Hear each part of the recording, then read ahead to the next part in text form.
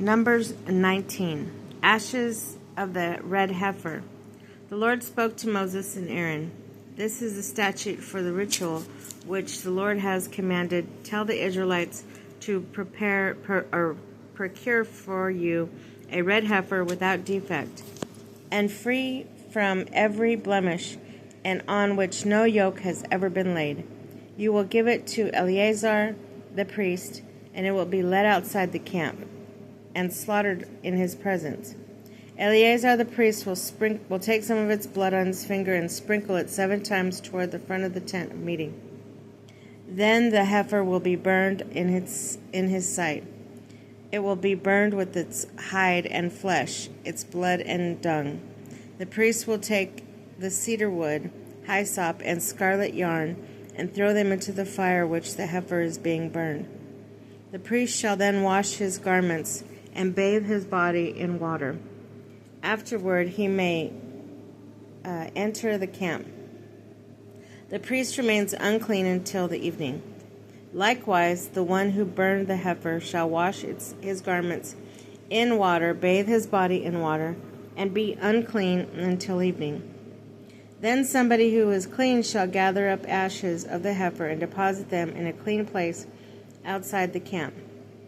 There they are to be kept and prepare for purification water for the Israelites' community. This is a purification offering. The one who shall also wash his garments and be unclean until evening. This is the permanent statute for both the Israelites and for the alien residing among them. Use of the ashes. Those who touch the corpse of any human being will be unclean for 7 days. They shall purify themselves with water on the 3rd, and on the 7th day then be clean. But if they fail to purify themselves on the 3rd and on the 7th day, they will not become clean. Those who touch the corpse of a human being who dies and who fail to purify themselves defile the tabernacle of the Lord, and these persons shall be cut off from Israel.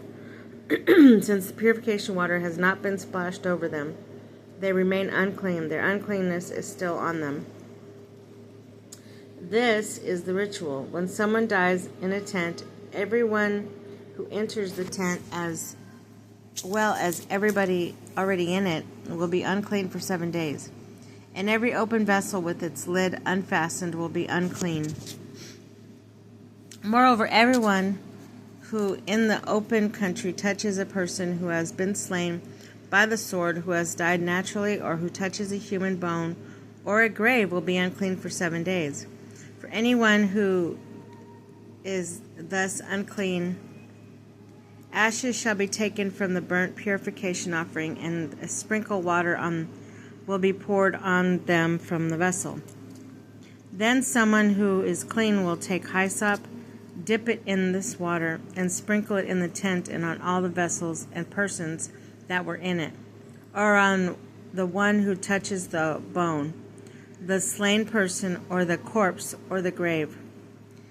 The clean will sprinkle the unclean on the 3rd and 7th day, and thus purify them on the 7th day. They will wash their garments and bathe in water, and in the evening be clean. Those who become unclean and fail to purify themselves, those people will be out of the assembly because they defile the sanctuary of the Lord. The purification water has not been splashed over them. They remain unclean. This will be a permanent statute for you. Those who sprinkle the purification water will wash their garments, and those who come in contact with the purification water will be unclean until evening. Moreover, anything that the unclean person touches becomes unclean itself, and the one who touches such a person becomes unclean until evening.